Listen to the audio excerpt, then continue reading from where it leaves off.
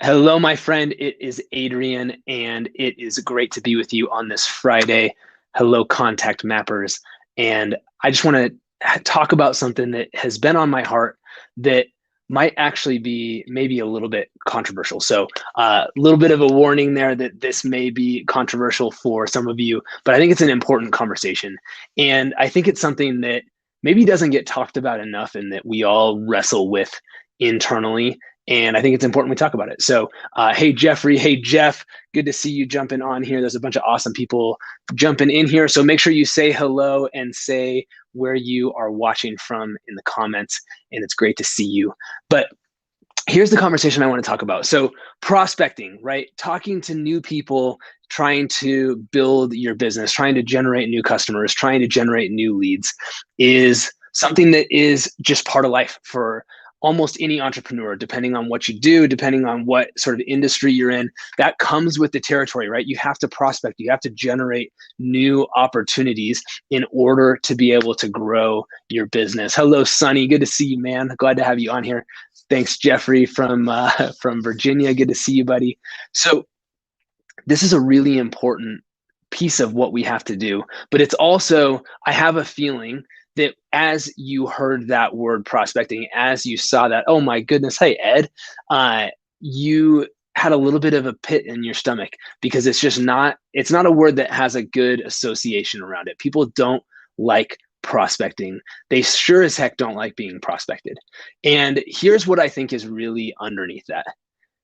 On LinkedIn, on Instagram, on Facebook, how many times a week, and I would love for you to actually give me an estimate of this in the comments. How many times, how often are you getting requests from people, cold messages from people, cold in mails or whatever from people out of the blue? And it's like so abundantly clear that all this person wants is to get something from you, to pitch you, to have an opportunity to grab 15 minutes of your time or whatever. And there's like, it's not even veiled. It's just this, like, it's spam. It is literally spam. So how often are you receiving messages like that?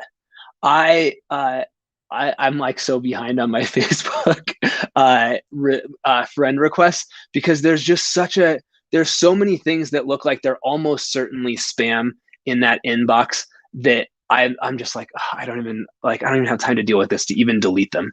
And don't even get me started on LinkedIn. I it's painful. And we hate being on the receiving end of it. It's like a contagion in the world of hustle culture in particular. And it's kind of a cancer, I believe. And so Seth Godin, who I love. If you don't know Seth Godin, if you don't read his blog from time to time or haven't heard him speak before, he's phenomenal. And he writes I think a daily, almost daily blog post. And he talked about this subject today. He talked about the cost of this hustle culture. Yeah, 40 a week on LinkedIn is what Ed's talking about. It's insane. So there's a cost to this. And basically, the problem is that to the spammer, it's more or less costless for them to send out 100 messages, knowing that 80 or 90 people will ignore it or say no, in hopes that maybe 10 or 20 are willing to have a meeting and that turns into business. And the problem is that the 80 and 90 that say no or ignore, those are not costless in the relationship economy. They are not costless in the time and the aggravation and the frustration and the wasted time that it creates for the person on the receiving end of that.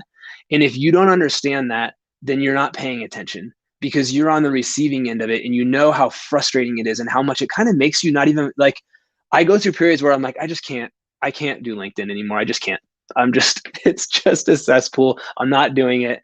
And then I'll kind of like come back around and somebody cool will post something. I'll be like, okay, there's some good eggs on there, but it's crazy. And Facebook isn't any better and Instagram's not any better either. And so it's just, we don't like that. And I believe that why you resist prospecting is because what prospecting means to you in your head is that. And why you're having a hard time doing it is because what your head is telling you, or somebody else is telling you, or the culture is telling you that you need to do, just doesn't align with your heart, and the body wins, right? And so you will find reasons not to do this because you're just like, I just feel so icky, and you just won't do it. Does that resonate? Does that feel about right to you as to why how we got here, and why you don't want to send out prospecting messages, why you don't want to do it like that? Because that's how it feels for me. And so what I want to talk about today is that Seth's post was basically kind of calling that behavior to the carpet. And I agree with him wholeheartedly. And yet there is that, like, we got to do business, right? And I think that part of why that kind of behavior persists, I think there's people that just don't care, right? That's fine. They're not watching this video, I promise. But there's I think a lot of people kind of in the middle, so to speak. And maybe you're one of these, or maybe you have been in the past, that you get so much of this stuff that at some point you go, all right, whatever. I guess that's just how things get done. So I'm just gonna like go with it, I guess. And so you kind of get into it, and then you just you realize you're resisting it because you don't really want to do that, because it's not who you are, because it's not the way you want to show up, and you find that it doesn't work that well. Good to see you too, Matthew. It just, it grates on you, and so it wears you down. And so I agree completely with Seth Godin that calling that to the carpet is the right thing to do. But what's the alternative? What should we do instead? And this is where I think that you have an incredible opportunity, and a secret maybe that the rest of the world doesn't know. What's up, Derek? You want to come on? All right, so I'll do that at the end, Derek, if you can hang out for a little bit, because we're on Facebook and LinkedIn and YouTube at the same time, and they won't be able to see you since I'm on a couple platforms at the same time. But we'll do that at the end if you're still up for it. It is on Facebook too, Derek. So I believe you have an opportunity, and a secret, or you're about to, if you don't already know it, that the rest of the world doesn't. And that is that you don't have to do that to be successful. You don't have to show up in that sort of way in order to be successful. You have an opportunity instead to come from the heart, to come from your values, to come from this entirely different place. But you need help to do that, because the problem is that there's all kinds of people giving you all kinds of scripts and automations and all this crap on how you are going to go out there and get people through cold prospecting, and we're going to get you 15 qualified meetings a week through this, LinkedIn automation messaging strategy. Blah, blah, blah. There's so much of that stuff out there, and there aren't very many people out there that are teaching you how to connect from the heart.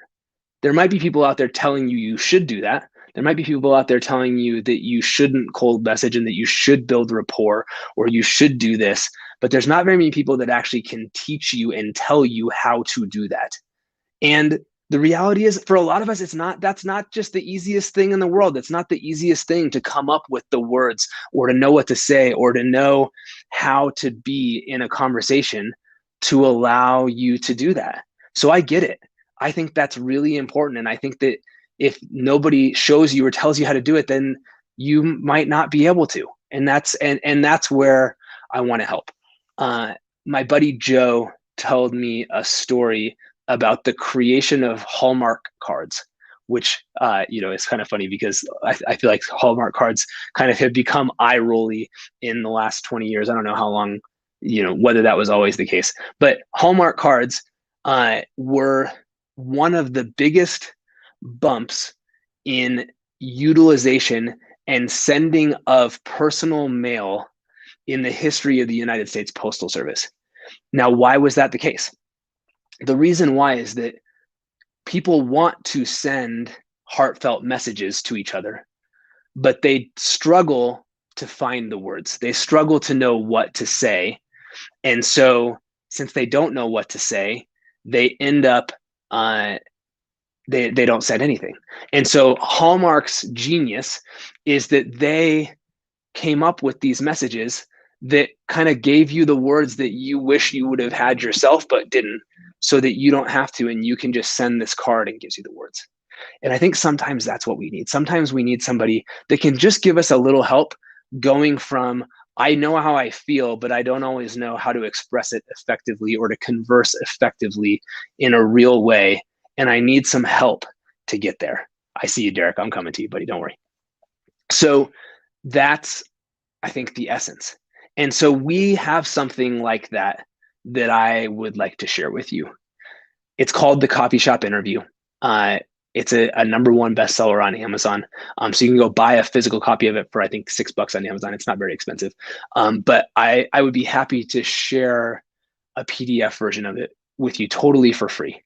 And what that does is it is a guide on how to prospect and how to converse and how to show up differently in conversation with people, so you're not that spammer. So that instead of being that person, you actually have a secret weapon, which is that you are going to show up from the heart, and you are going to massively stand out from the rest of the pack as a result of that. And so if you would like to receive that, all you need to do is message me the word CSI, or if you're watching with us on YouTube, just send that to hello@contactmapping.com. I'll throw that in the description on the YouTube video afterward. And we would be happy to share that with you as a PDF for free. And I'll also be happy to share with you the Seth Godin blog post that I read today that I think you'll really enjoy as well. But you need some help. You need some guidance to do that. And I want to invite you to do that. And so I want to say thank you to you for watching with us. This is an important subject. It's something that really, really matters. And so, Derek, I'm going to stay here on Instagram and bring you on here in a second. But for our friends on Facebook and LinkedIn and YouTube, thanks for watching with us. We'll see you soon. Message CSI, and I'll share that guide with you. And I hope it'll really add value for you. I think it will. And I'm excited to share that with you. So have an awesome day.